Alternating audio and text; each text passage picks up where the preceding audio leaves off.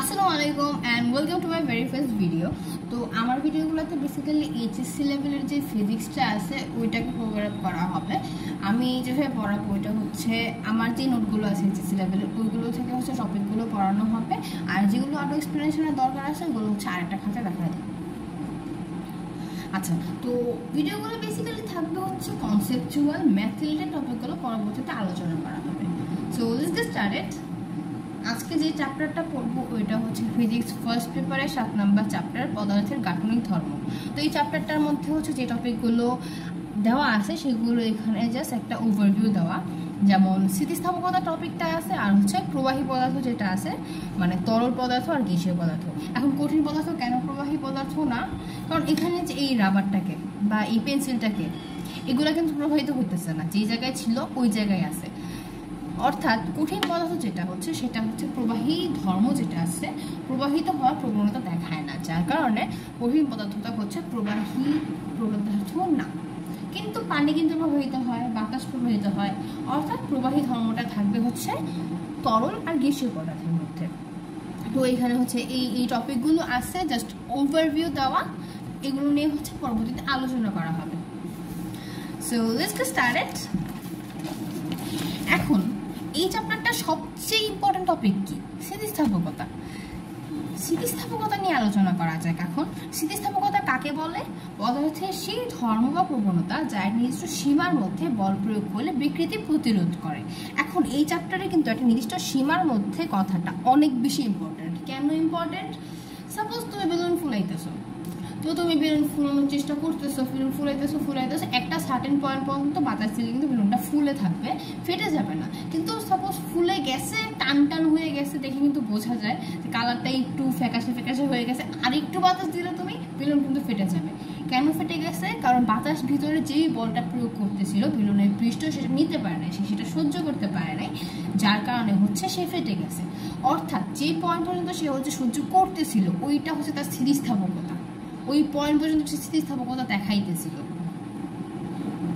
তো আমরা কি বুঝতেছি যে একটা জিনিসকে, যেমন এই রাবারটাকে আমরা টানতেছি, হ্যাঁ, তো এটাকে হবে টানার কারণে সে আমাকে কিন্তু সে একটা বল দিতেছে যে ভাই তুই আমার ছাইড়া দে, আমার আর টানিস না, আমার আগের অবস্থায় যেতে দে। তো এই যে বলটা আমি ফিল করতেছি, হ্যাঁ, যেই ধর্মটা সে দেখাইতেছে, যে বলটা আমি ফিল করতেছি ওইটা হচ্ছে পীড়ন, যেটা নিয়ে পরবর্তীতে আলোচনা করা হবে। আর সে যেই ধর্মটা দেখাইতেছে আগের অবস্থায় যাওয়ার যে চেষ্টাটা করতেছে ওইটাকে বলে হচ্ছে স্থিতিস্থাপকতা। তো স্থিতিস্থাপকতার আরেকটা সংজ্ঞা আছে, যেমন বাইরে থেকে নির্দিষ্ট সীমার মধ্যে বল প্রয়োগ করলে। এখানেও কিন্তু নির্দিষ্ট সীমার মধ্যে কথাটা বলা আছে। এই কথাটা তুমি যদি পরীক্ষার খাতার মধ্যে না লেখো তাহলে কিন্তু তোমাকে নাম্বার দিবে না। নির্দিষ্ট সীমার মধ্যে বল প্রয়োগ করলে আকার আকৃতি পরিবর্তন হয়। হ্যাঁ, এখন এটাকে আমি হচ্ছে ধরে টান দিলাম, তো এটার আকার আকৃতি কিন্তু পরিবর্তন হয়েছে, তাই না? কিন্তু আমি যখন ছেড়ে দিব সেটা হচ্ছে আবার আগের অবস্থায় ফিরে আসছে, স্লাইটলি হলেও আগের অবস্থায় কিন্তু ফিরে আসবে। তো ওইটাকে হচ্ছে আগের অবস্থায় ফিরে আসার যে প্রবণতাটা সে দেখায় বা যে ধর্মটা সে প্রদর্শন করে সেটাকে হচ্ছে স্থিতিস্থাপকতা বলে। এখন একটা কোয়েশ্চেন আসছে, যেটা হচ্ছে রাবার বেশি স্থিতিস্থাপক নাকি ইস্পাত? এখন দেখো আমাদের আপাতত দৃষ্টিতে কি মনে হয়, আমি যেটা রাবারকে যদি ধরে টান দিই সেটা তাড়াতাড়ি আগের অবস্থায় ফিরে আসবে, আর স্টিল স্কেলকে যদি আমি সেটা করি তাহলে সেটা আসবে না। কিন্তু রিয়েল লাইফে কিন্তু এটা এমন হয় না। যেমন আমার কাছে স্টিল স্কেল আছে, হ্যাঁ, এটাকে আমি এরকম করলাম, সেগুলো অনেক তাড়াতাড়ি আগের অবস্থায় ফিরে আসছে। ইভেন রাবারের থেকে কিন্তু ইস্পাত জাতীয় যে পদার্থগুলো আছে সেগুলো তাড়াতাড়ি আগের অবস্থায় ফিরে আসে। তো এই তাড়াতাড়ি আগের অবস্থায় ফিরে আসার মানে কি? তার স্থিতিস্থাপকতা বেশি। তো রাবার আর ইস্পাতের মধ্যে কোনটা বেশি স্থিতিস্থাপক হবে? ইস্পাত। এটা ম্যাথমেটিক্যালি হচ্ছে প্রুফ করে বিজ্ঞানীরা বের করছেন। আচ্ছা, তো এখন হচ্ছে স্থিতিস্থাপকতা যে ধর্মটা আছে সেটা আসলে কোথা থেকে আসছে?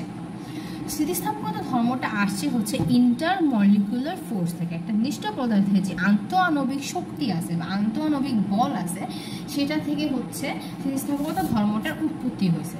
এখন আন্তঃআণবিক বল জিনিসটা কয় প্রকার হতে পারে? 2 প্রকার হতে পারে। একটা হচ্ছে আকর্ষণ আর একটা হচ্ছে প্রিকর্ষণ। আকর্ষণ অ্যাট্রাকশন বা কোহেসিভ ফোর্স, আরেকটা শুদ্ধ বাংলায় কি বলে? সংশক্তি বল। এখন এগুলো নিয়ে একটু আলোচনা করি। তো এইখানে ফর্মুলা দেওয়া আছে অনেকগুলো, এগুলো দেখে ঘাবড়ায় যাওয়ার কোনো দরকার নেই, এগুলো তোমার পরীক্ষায় আসবে না, এগুলো মুখস্থ করারও দরকার নেই, জাস্ট বোঝার জন্য দেওয়া হয়েছে।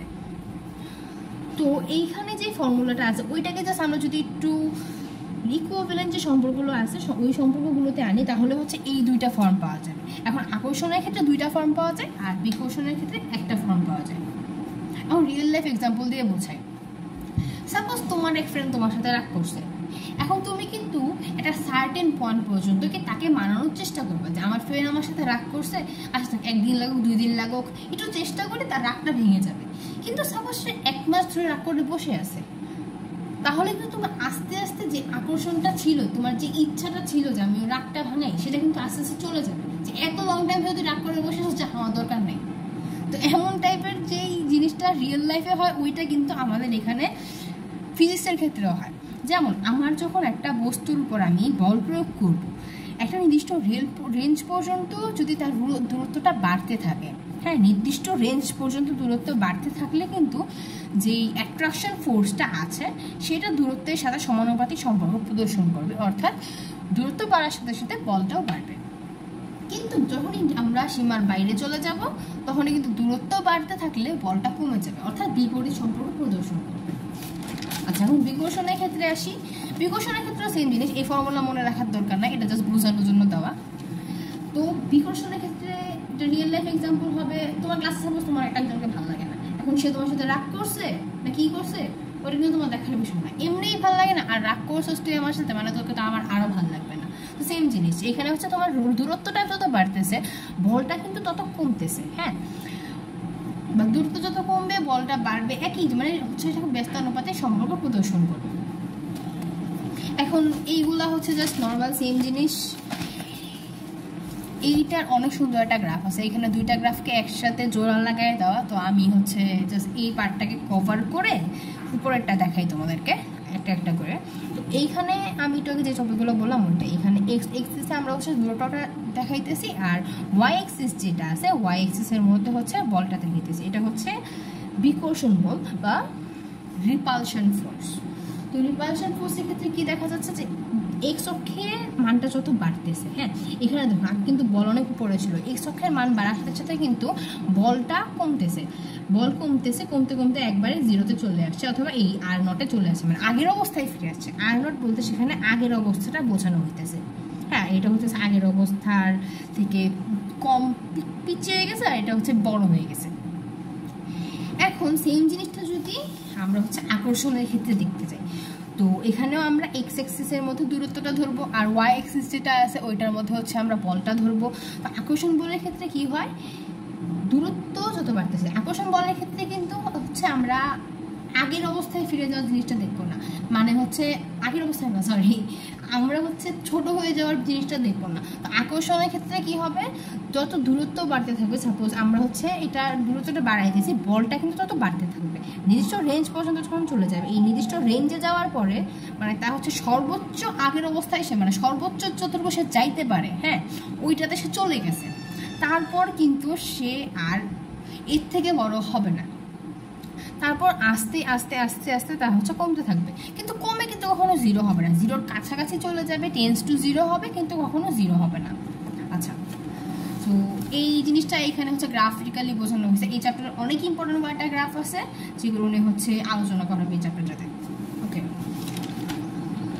এই যে এখানে সেম গ্রাফটা এখানে জাস্ট একটু বিভব শক্তি দিয়ে বোঝানো হয়েছে, বিভব শক্তির সাথেও কিন্তু আন্তঃনামিক দূরত্বে সেম জিনিসটা সেম টাইপ অফ সম্পর্ক আছে, এখানে যেটা বোঝানো হয়েছে। বিভব শক্তি নিয়ে হচ্ছে পরবর্তীতে আরেকটা চ্যাপ্টার আছে, ওইগুলোতে হচ্ছে বিভব শক্তি নিয়ে আলোচনা করা হবে। এখন স্থিতিস্থাপক ধর্ম যে আছে, স্থিতিস্থাপক ধর্ম 3 ধরনের পদার্থের উপর কাজ করে, একটা হচ্ছে পূর্ণ স্থিতিস্থাপক বস্তু, একটা পূর্ণ নমনীয় বস্তু, আর একটা হচ্ছে পূর্ণ দৃঢ় বস্তু। এখন পূর্ণ স্থিতিস্থাপক বস্তু কোনটা, যেটা হচ্ছে আমি যদি তার উপর বল প্রয়োগ করি তাহলে সে পুরোপুরি আগের অবস্থায় ফিরে আসবে। যেমন এই রাবারটা, তাকে আমি টান দিলাম, সে কিন্তু আবার পুরোপুরি আগের অবস্থায় ফিরে আসবে। এখন মনে রাখতে হবে এগুলো নির্দিষ্ট সীমার মধ্যে হইতে হবে অবভিয়াসলি, কারণ স্থিতিস্থাপকতা জিনিসটা কাজ করে নির্দিষ্ট সীমার মধ্যে। আর হচ্ছে পূর্ণ নমনীয় বস্তু, সেটা হচ্ছে আমি বল অপসারণ করলে পুরোপুরি বিকৃত অবস্থা বজায় রাখে। সাপোজ আমি হচ্ছে কাদা দিয়ে একটা যে কোনো একটা কিছু বানাইতে নিয়েছি। সাপোজ কাদালি আমরা আগে ঘর বানাইতাম না, তো ঘর বানাইতে নিয়েছি, তো বানানোর পরে কিন্তু মাটির ঘরগুলো যেরকম থাকে আর কি, বানানোর পরে কিন্তু সে আবার মাটিতে লুটাই পড়তেছে না, সে কিন্তু দাঁড়ায় আছে একটা বাসা হয়ে। চুইং গামের ক্ষেত্রেও কিন্তু সেম। তুমি একটা চুইং গাম চাপায় রাখলা, যেই অবস্থাতে রাখছিলা ওই অবস্থাতেই থাকবে, সে কিন্তু আর চেঞ্জ হবে না আনলেস তুমি তার উপর একটা বাহ্যিক বল প্রয়োগ করতেছো। আচ্ছা, এখন পূর্ণ দৃঢ় বস্তু কোনটা? কাঁচ। এখন এগুলো কি, এটাকে যদি আমি ভেঙে ফেলি, সাপোজ তোমার কাছে একটা কাঁচের গ্লাস আছে, তুমি যদি ওকে বাড়ি মেরা ভাঙা ফেলো, ও কি আবার আগের অবস্থায় যাবে? যাবে না। তো এই হচ্ছে এই তিনটা পদার্থ যার উপর স্থিতিস্থাপকতা জিনিসটা কাজ করে। আচ্ছা, এখন পরবর্তী টপিকে যাওয়া যাক, যেটা হচ্ছে আমাদের পীড়ন আর বিকৃতি। আজকে আমরা হচ্ছে এই পীড়ন বিকৃতি পর্যন্তই রাখবো, তেমন দূরে যাব না। আচ্ছা, এখন এখানে আরেকটা কথা কিন্তু বলা আছে, স্থিতিস্থাপক যে ধর্মগুলো আমরা তিনটা বস্তু দেখলাম, ওইটা কিন্তু 100% কোনোটাতেই পাওয়া যাবে না। 100% স্থিতিস্থাপকতা কিন্তু কোনোটাতেই পাওয়া যাবে না। কারণ রিয়েল লাইফে যেমন জিনিসগুলো আমরা গ্যালিলিও সূত্রতে পড়ছি যে বাতাসের সাথে ভরটা ডিপেন্ড করতেছে না, কত উপর থেকে ফালাইতেছি সেটা সেম টাইম এনার্জি করবে, বাট রিয়েল লাইফে হয় না। কারণ রিয়েল লাইফে হচ্ছে আরও অনেকগুলো ফ্যাক্টর কাজ করে। এখন পীড়ন বিকৃতির টপিকটাতে আসা যায়। তো পীড়ন কি বলে? পীড়ন হচ্ছে একক ক্ষেত্রফলে বস্তু কর্তৃক প্রযুক্ত প্রতিক্রিয়া বল। প্রতিক্রিয়া বল কেন বলা হচ্ছে? সাপোজ আমি হচ্ছে রাবারটাকে ধরে টান দিতেছি, তা আমি যেই ফোর্সটা দিতেছি তার কারণে কিন্তু রাবার আমার উপর আরেকটা বল দিতেছে। আমার উপর যে বলটা দিতেছে ওইটা হচ্ছে পীড়ন, সেটা হচ্ছে পীড়ন। ওটাকে পীড়ন কেন বলা হইতেছে? কারণ সেটা হচ্ছে একটা প্রতিক্রিয়া বল। হ্যাঁ, আমি হচ্ছে বিকৃতি সৃষ্টিকারী চাপ বল দিতেছি, আর সে হচ্ছে আমাকে তার একটা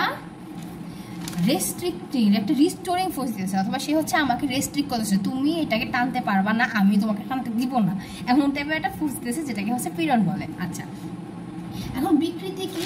বিকৃতি হচ্ছে একক মাত্রার পরিবর্তন। হ্যাঁ, একক মাত্রার পরিবর্তন মানে হচ্ছে আমি জিনিসটাকে টানবো, এখন সে যেভাবে ইচ্ছা সেভাবে বিকৃত হবে। হ্যাঁ, এইভাবে টানলে এরকমভাবে বিকৃত হবে, যদি আমি এইটাকে এভাবে টানা যাবে না, বাট এভাবে যদি টান দিই তাহলে এইভাবে বিকৃত হবে। তো সে যেই ড্যামেজটা তার হইতেছে, যে চেঞ্জেসটা আসছে, সেটাকে হচ্ছে বিকৃতি বলে। আচ্ছা, এখন হচ্ছে পীড়ন আর বিকৃতির একটু ফর্মুলা বা যেই হচ্ছে ইকুয়েশনাল রিলেশনটা আছে ওইটা একটু দেখা যাক। তো একক দৈর্ঘ্যে পরিবর্তন, যেটা একক দৈর্ঘ্য পরিবর্তন, দৈর্ঘ্য বিকৃতি বলে। আয়তন পরিবর্তন হতে পারে, পার্শ্ব পরিবর্তন হতে পারে। তো আপাতত দৈর্ঘ্য রিলেটেড কাজটা করবো। সো আসে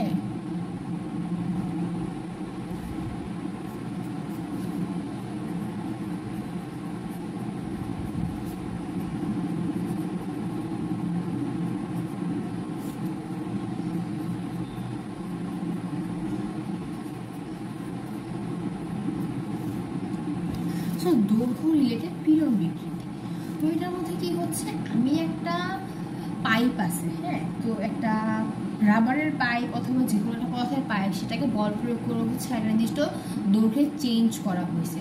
তো ওই দৈর্ঘ্যের চেঞ্জটা, একক পরিমাণ দৈর্ঘ্যে যে চেঞ্জটা হচ্ছে সেটাকে হচ্ছে বিকৃতি বলা হয়। তো এই সংজ্ঞাগুলো বইয়ে অনেক সুন্দর করে দেওয়া আছে। তো দৈর্ঘ্য বিকৃতির যেই সূত্রটা আছে ওইটা কি,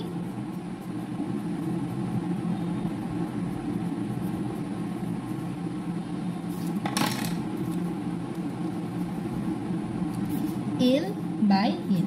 এখন এলটা কি? এইটা হইতেছে চেঞ্জটা, যতটুকু বাড়লো বা যতটুকু কমলো ওইটা হচ্ছে এটা, আর এটাকে এটা হচ্ছে আদি দৈর্ঘ্য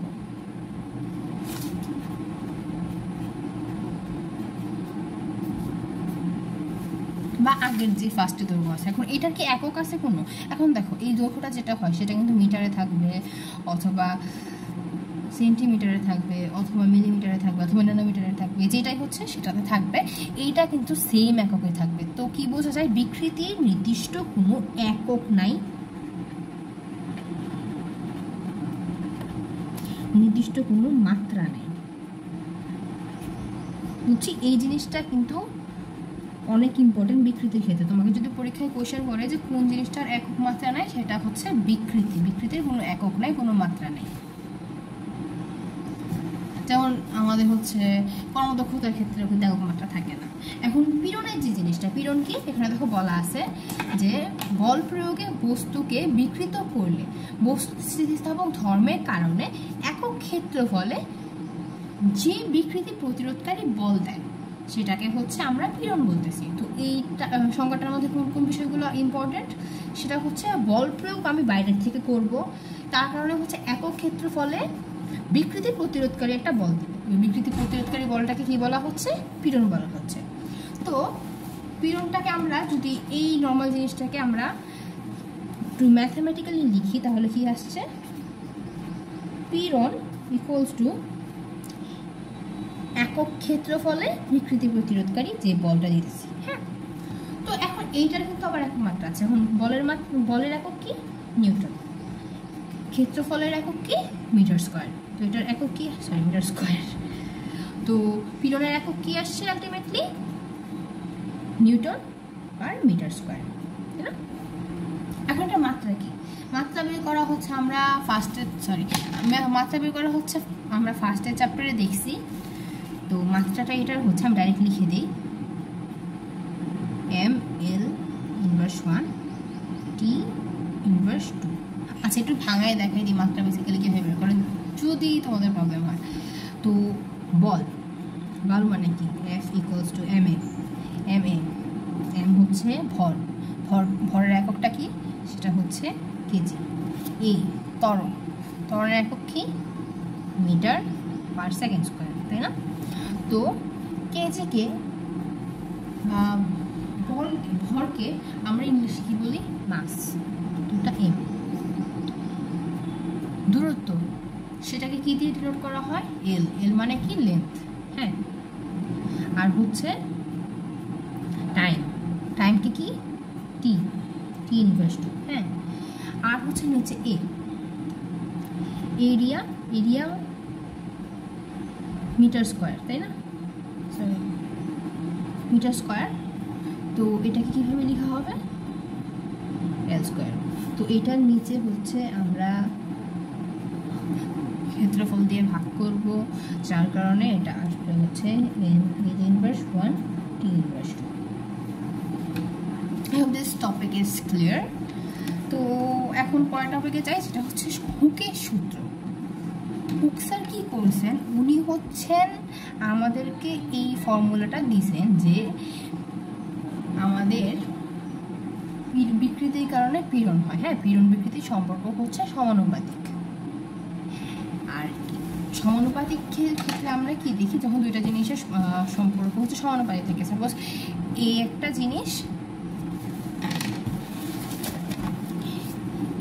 জিনিস আর বি একটা জিনিস, এদের সম্পর্ক হচ্ছে সমানুপাতিক। তো সমানুপাতিক চিহ্ন সরানোর জন্য আমরা কি আনি? আমরা হচ্ছে একটা কনস্ট্যান্ট আনবো। কনস্ট্যান্টটা সাপোজ কে। হ্যাঁ, কে ইকুয়ালস টু বি। কনস্ট্যান্টের ভ্যালু যে কোনো কিছু হতে পারে। আচ্ছা, তো এখন পীড়ন বিকৃতির ক্ষেত্রে এখানে একটা কনস্ট্যান্ট আসতেছে, সেই কনস্ট্যান্টটাকে কি বলা হয়? স্থিতিস্থাপক গুণাঙ্ক। পীড়ন বিকৃতি সমানুপাতিক এই জিনিসটার ক্ষেত্রে কিন্তু আরেকটা জিনিস আছে, একটা কাহিনী আছে। তো আমাদের হুক স্যার যিনি আছেন উনি কিন্তু এই জিনিসটা বের করছেন অনেক আগে, কিন্তু উনি চাইতেছিলেন না যে সবাই বুঝে ফেলুক আমি কি বলছি, মানে সবার জানা উচিত যে উনি এই জিনিসটা আবিষ্কার করছেন। বাট কি আবিষ্কার করছেন? ওই টাইমে তো এমন একটা টেন্ডেন্সি ছিল যে এক বিজ্ঞানীটা আবিষ্কার করলে মানে এই নামে অন্য আরেকজন চালাই দিত। তো এইটার জন্য তার নিজের নামে থাকে ওই সেলফিশনেসটা প্রকাশ করতে গিয়ে উনি হচ্ছে 18 বছর পরে নিজের যেই একটা কি বলে আগে যে ধারণাটা দিয়ে এই কথাটা বলার চেষ্টা করছিলেন, সেটা হচ্ছে উনি 18 বছর পরে গিয়ে বলছেন যে এটার মানে হচ্ছে এটা, as the extension so is the force. তো এইটা হচ্ছে উনি ওনার ভাষাতে লিখছিলেন। এখন সমানুপাতিক সম্পর্ক লেখার একটা রুল আছে।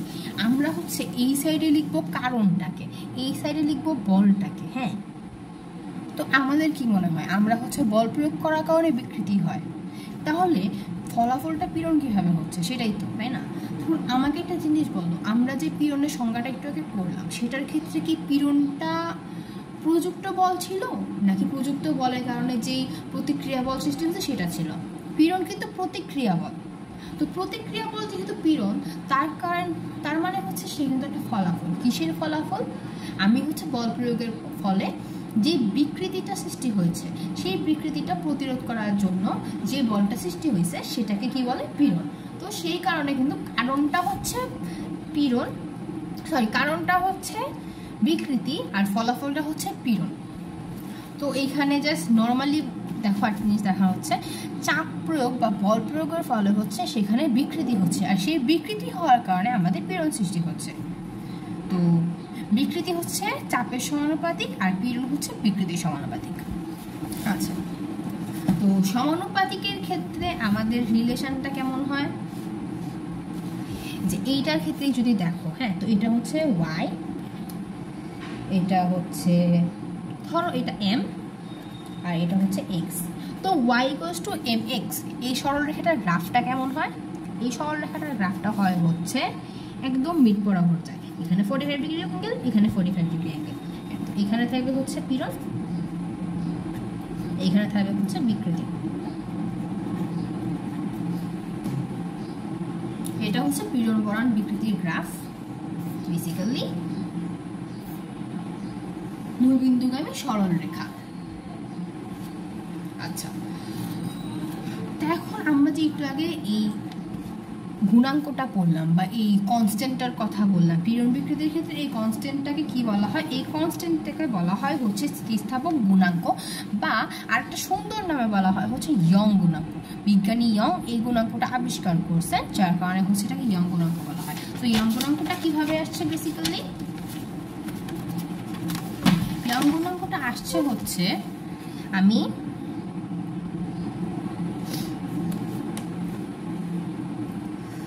y = পীড়ন বাই বিকৃতি, তাই না?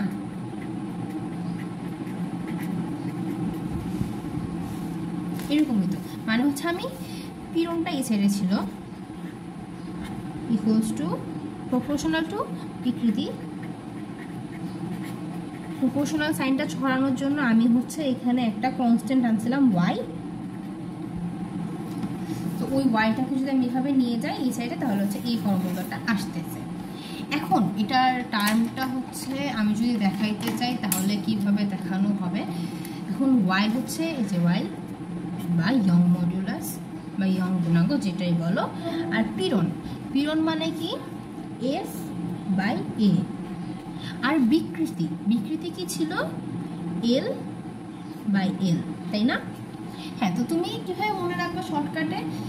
y = পীড়ন বাই বিকৃতি। এটাকে আরেকভাবে লেখা আছে, এটা হচ্ছে FL/AL। তো মাঝে মাঝে ফার্স্টের দিকে এই কনফিউশনটা হতে পারে যে কোন এল উপরে থাকবে কোন এল নিচে থাকবে। তো তুমি শর্টকাটে মনে রাখতে পারবা y হচ্ছে পীড়ন বাই বিকৃতি। এখন এটা শুধু দৈর্ঘ্য স্থিতিস্থাপক গুণাঙ্কের ক্ষেত্রে না, সব গুণাঙ্কের ক্ষেত্রে পীড়ন বাই বিকৃতিটা হচ্ছে সেই স্থিতিস্থাপক গুণাঙ্কটা হবে। তো এগুলো পরবর্তীতে আলোচনা করা হবে। তো এটাকে হচ্ছে আরেকভাবে লেখা যায়। এখন F = আমরা কি করছি? MA। আর একে আমরা কি লিখতে পারি? সেটা হচ্ছে বেসিক্যালি আমরা দৈর্ঘ্য কথা বলতেছি, তো দৈর্ঘ্য হচ্ছে আমরা এইটাকেই ধরো এই জিনিসটারই, তো এটা কি সিলিন্ড্রিক্যাল। তো এইগুলোর ক্ষেত্রে আমাদের যে ক্ষেত্রফলটা হয়, যে এই জায়গাটা আছে আমরা পিচ্ছের অংশ কাটা নিয়েছি, ওই পিচ্ছের অংশটা কীরকম হবে? গোলাকার হবে, বৃত্তাকার হবে। তো বৃত্তের ক্ষেত্রফল কি? πr², তাই না? আমরা হচ্ছে লিখবো, যদি আরেকভাবে লিখতে চাই y = mg/L πr²L। হ্যাঁ, তো এখন আমরা লিফটের অঙ্কগুলোর ক্ষেত্রে হচ্ছে একটা জিনিস পড়ি যে অভিকর্ষ ত্বরণটাও এখানে কাজ করে, আর হচ্ছে আরেকটা যে ত্বরণ আছে চলাচলের জন্য সেটাও এখানে কাজ করে। তো লিফটের ক্ষেত্রে ত্বরণের জিনিসগুলো মধ্যে কীরকম হয়? যখন লিফটটা উপরের দিকে যাচ্ছে, এখানে দেখানো অত সুন্দর করে, লিফটটা যখন উপরের দিকে যাচ্ছে, হ্যাঁ, বা যে কোনো একটা বস্তু যখন উপরের দিকে যাচ্ছে, তখন হচ্ছে তার ত্বরণটা উপরের দিকে কাজ করতেছে। বলটা তো অবভিয়াসলি এইখানে যে জায়গাটা আছে ওইখানে সেটা টান অনুভব করতেছে, ওইটা হচ্ছে তার বলটা, তার ত্বরণটা উপরের দিকে কাজ করতেছে, আর অভিকর্ষ ত্বরণটা নিচের দিকে কাজ করতেছে। তো এইভাবে কি দেখা যায়? F - mg = ma, F = m × g + a। তো এইভাবে হচ্ছে ত্বরণটা বেসিক্যালি আসতেছে g + a, ওইখানে জাস্ট জি যেটা লিখছিলাম জি এর জায়গায় জি প্লাস এ লিখে দিছে। আর সেম জিনিসটা যখন নিম্নগামী হবে একটা বস্তু, সেক্ষেত্রে কি হচ্ছে, তার বলটা কিন্তু সে স্টিল উপরের দিকে অনুভব করতেছে, বাট সে নামতেছে নিচে, আর তার বিকর্ষণ ত্বরণটাও হচ্ছে নিচের দিকে কাজ করতেছে। তো সামেশন অফ এফটা কীভাবে কাজ করতেছে, F M G minus F equals to M A. হ্যাঁ, তো এখানে হচ্ছে মাইনাস কাজ করতেছে। তুমি শর্টকাটে আমি জিনিস বলি, তোমাকে হচ্ছে যখন বলবে একটা জিনিস উপরের দিকে যাইতেছে, তার একটা ত্বরণ আছে, তো তুমি সেখানে চোখ বন্ধ করে জি প্লাস এ দিয়ে দিবা। আর যখন বলবে যে নিচের দিকে যাইতেছে, নিচের দিকে যাইতেছে নিচের দিকে যাইতেছে, তার একটা ত্বরণ আছে, তখন হচ্ছে জি মাইনাস ই দিয়ে দিবা। আচ্ছা, এখানে কিন্তু সাইনটা একটু কনফিউশন হয়ে যেতে পারে। নিচের দিকে যাইতেছে তার মানে হচ্ছে তার ত্বরণটা কিন্তু স্টিল উপরের দিকেই, না sorry I just made a confusion, ঠিকই আছে।